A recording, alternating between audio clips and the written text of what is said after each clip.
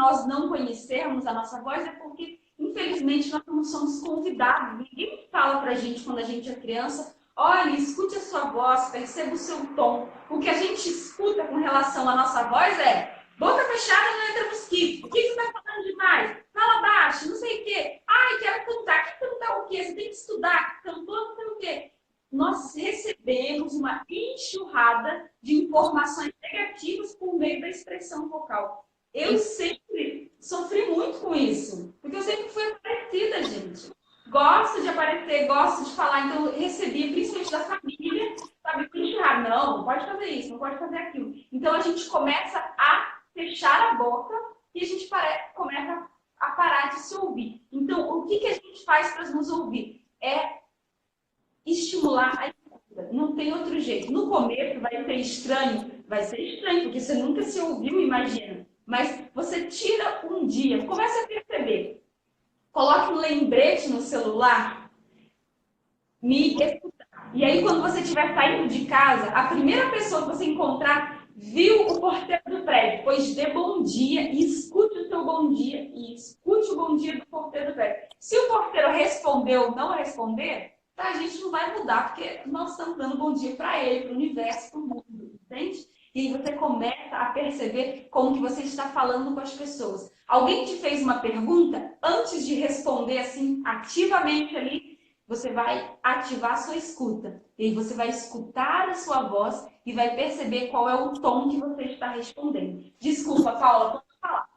Não, é maravilhoso isso, porque assim, tudo que você falou vai constituindo, né, dentro da questão terapêutica, vai constituindo o que a gente chama de crenças, né? E crenças limitantes. E muitas vezes são essas crenças limitantes que estão atrapalhando essa pessoa de ter essa desenvoltura na fala, nas apresentações, como você trouxe, né? E no meu caso, é bem interessante que também, assim como você, sempre fui aparecida, e a minha mãe falava assim, minha filha, que coisa, né? Você quer cantar? Eu, ai, mãe, adoro cantar, então vou aprender.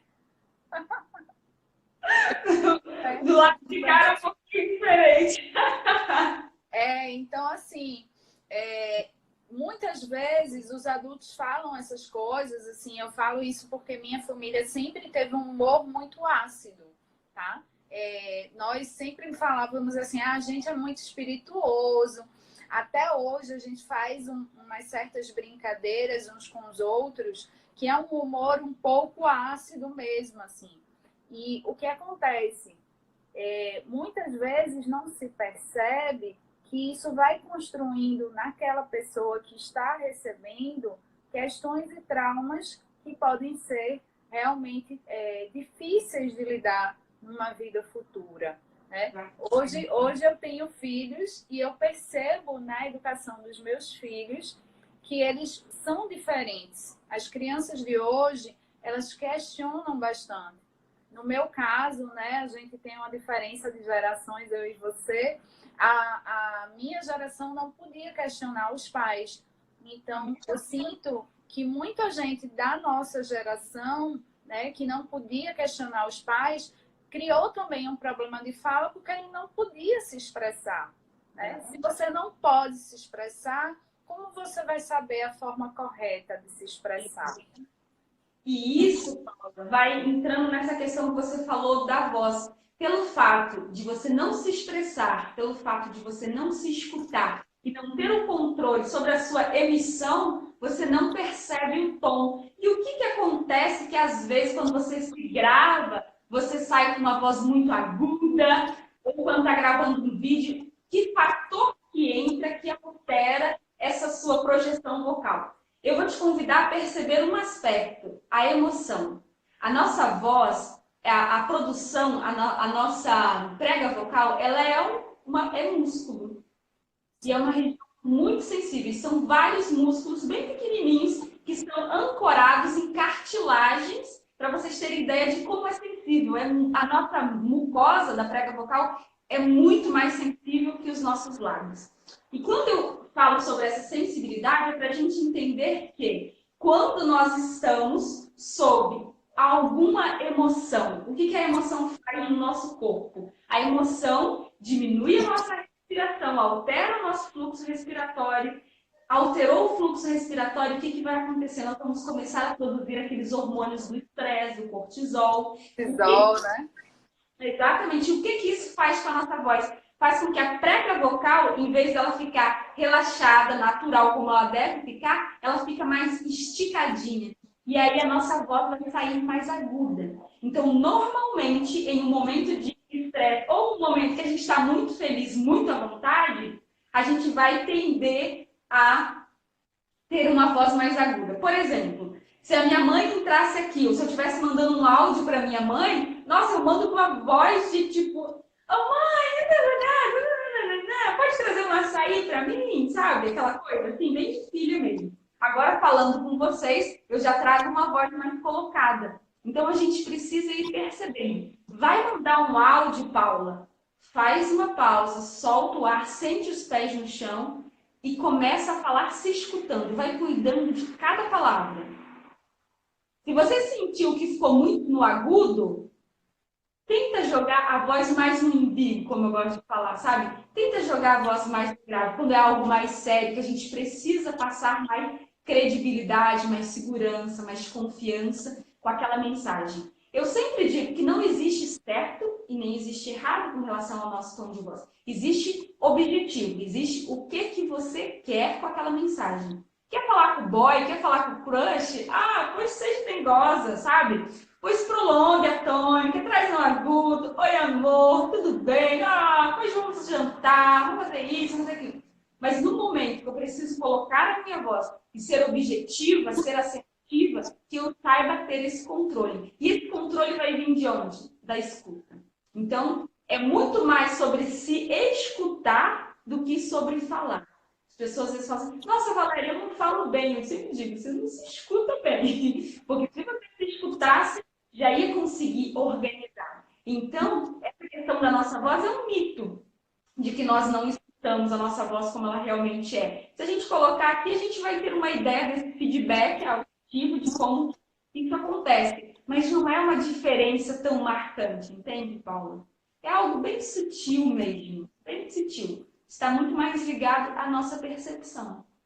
E como que é isso que você acabou de falar pra gente, assim, essa voz no umbigo, né? Eu agora, quando você falou, eu coloquei a mão no umbigo, né? Eu tô com o meu diafragma cheio de ar. E eu tô, gente, será que é isso? Será que é dessa forma? Então, Como seria?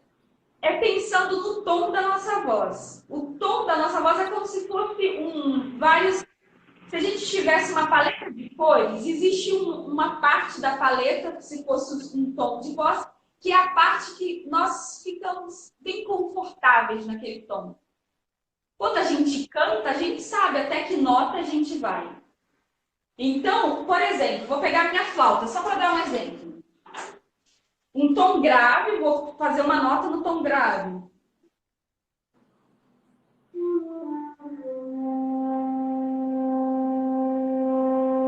Grave. Agora eu vou fazer a mesma nota no agudo. Então, se fosse uma escala de flauta, por exemplo, seria isso: o grave e o agudo. A nossa voz é a mesma coisa. A voz no canto e na fala, ela muda um pouquinho a questão das técnicas.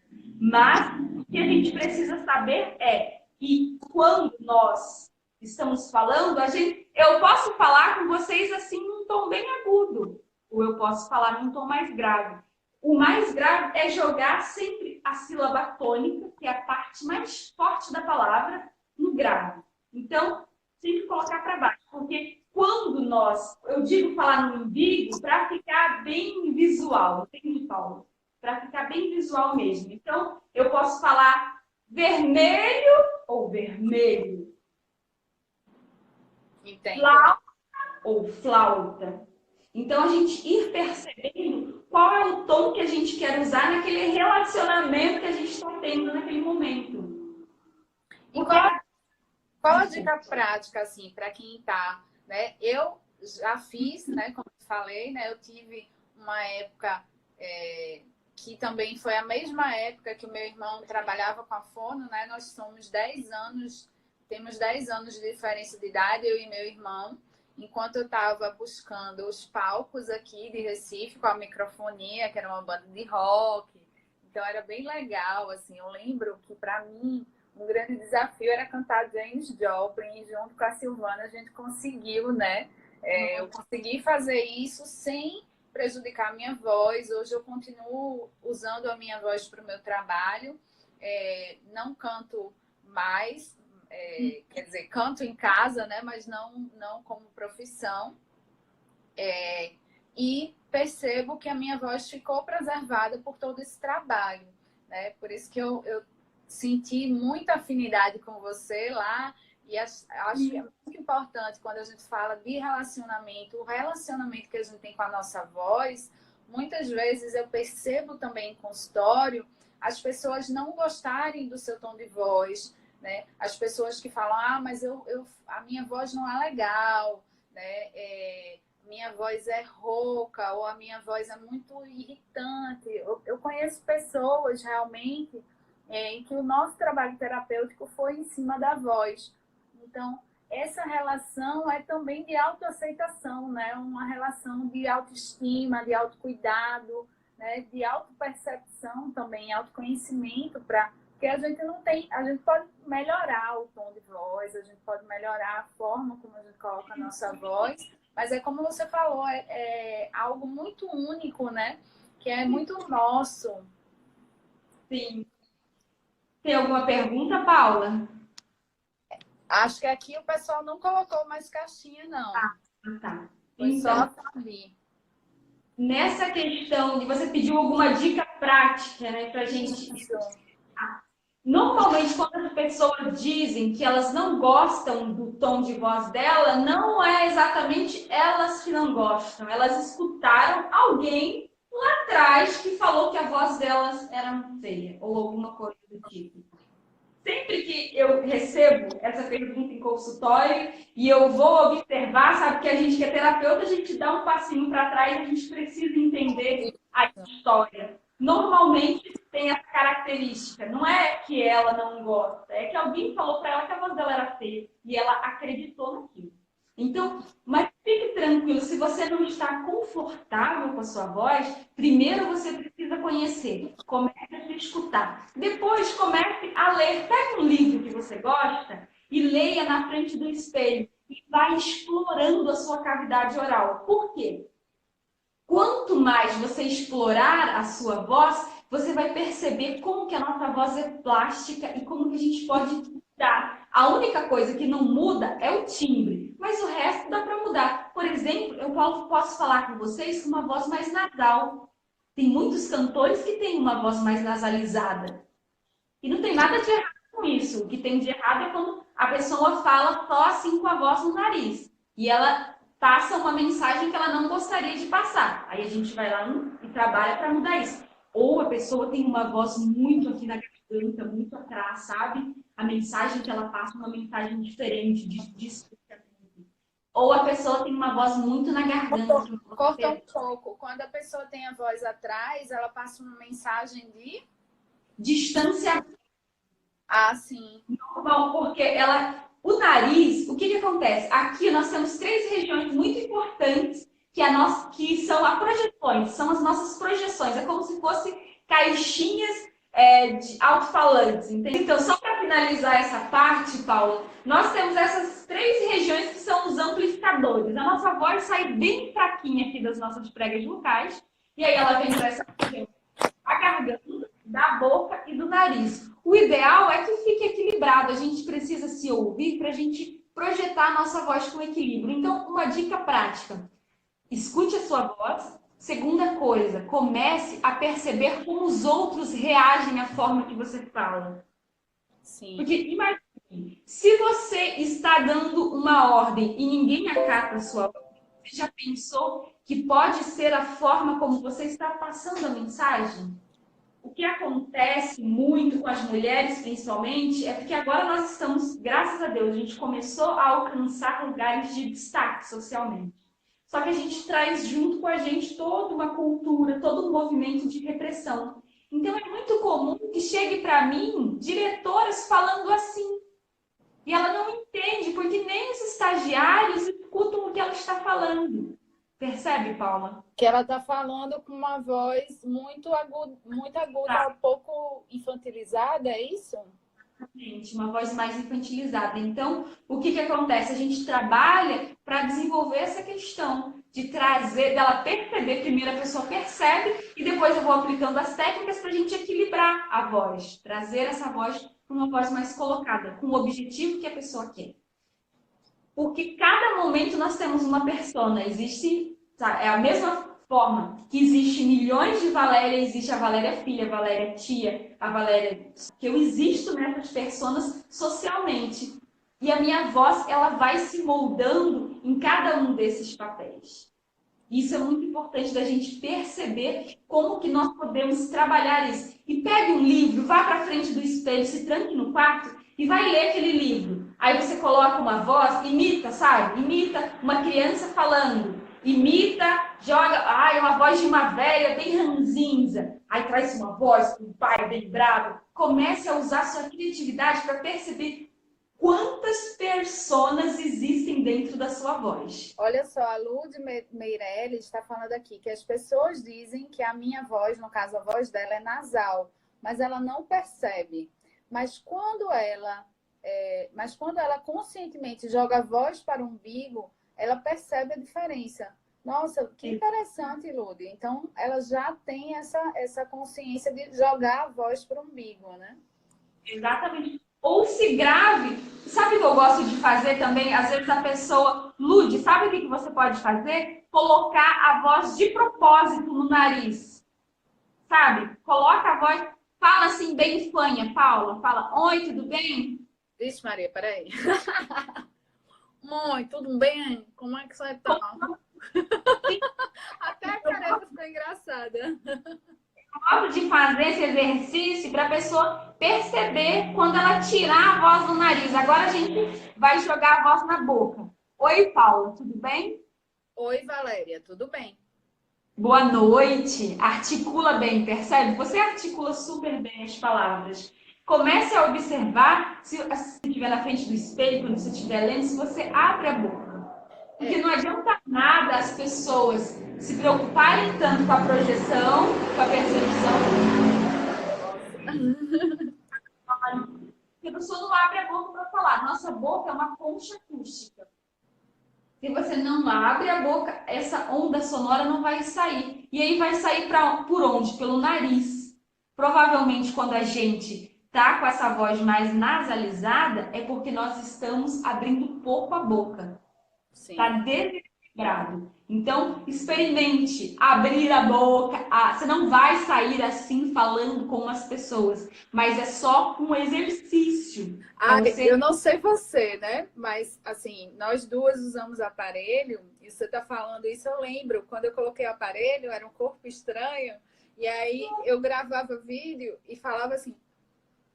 As pessoas falavam, nossa, você está falando tão estranho. E eu estava falando muito estranho, até realmente me adaptar, né, ao aparelho, a esse corpo estranho na minha boca. Foi bem interessante. Hoje eu vejo os vídeos e eu acho engraçado. Um deles é muito visto, que é o vídeo que fala o dia de soprar canela, né, todo dia 1º do mês. E eu estou falando assim, dia 1º é o dia de soprar canela. Mas é muito importante. Essa região dos nossos órgãos articulatórios, que são vários, ela é muito sensível. Então, comece a perceber, gente. Explore a voz de vocês. Dá uma treinada. Se o boy acha que você é grossa, estudou, se o boy é grosso, não sabe falar com jeitinho, com carinho, pois treine, se grave. Experimente mandar uma mensagem de uma forma mais carinhosa, prolongando a tônica. Se mostre mais aberto. Quando vocês forem falar com as pessoas que vocês amem, olhe para as pessoas nos olhos, perceba cada detalhe. Por que às vezes as pessoas não gostam de falar com a gente? Porque a pessoa fica toda fechada, com a cabeça para baixo, assim, com a cara no celular. Não, se a pessoa começou a falar com você, solta tudo. Abra sua postura, mostre para a pessoa que você está ali presente, que o seu corpo está direcionado para aquela pessoa. Não feche, cruze os braços, cruza as pernas, cruza tudo. Você demonstra para ela que você não quer se abrir aquela conexão. E isso vai ser muito ruim para o seu relacionamento. Fono lovers. Vamos amar mais aí com a fono. Muito cuidado. Imagine que as palavras são pedras preciosas, elas são muito delicadinhas. Nós precisamos cuidar de cada palavra, da forma como nós falamos e como nós falamos. Porque às vezes o que mais machuca as pessoas não é o que você diz, mas é a forma como você diz. E se você não se escuta, não percebe, sai soltando uma avalanche de negatividade, de coisas ruins. E isso dói demais, gente. É muito triste quando você está perto de uma pessoa que usa palavras tão duras com você. Porque a pessoa não percebe. É bem Então, bem. é. Lindona, a gente está chegando no final.